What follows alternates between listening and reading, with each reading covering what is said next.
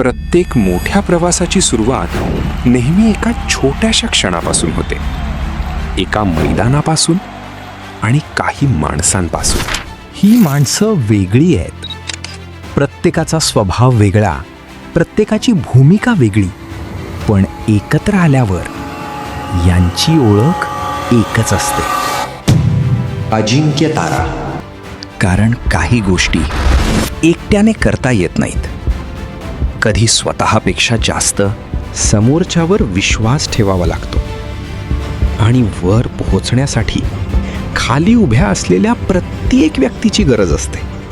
मग हळूहळू एक टीम, एक आवाज बनते आणि तो आवाज संपूर्ण मैदानात ऐकू येऊ लागतो. कारण शेवटी लक्षात राहत नाहीत फक्त निकाल, लक्षात राहतात एकत्र जगलेले क्षण, एकमेकांसाठी केलेले प्रयत्न आणि जिंकण्याआधीच एक टीम म्हणून जिंकलेली माणसं. हा शेवट नाही, ही फक्त सुरुवात आहे. कारण आता एक नवीन क्षितिज आमची वाट पाहत आहे. क्षितिज उत्सव आणि अजिंक्य तारा येतोय.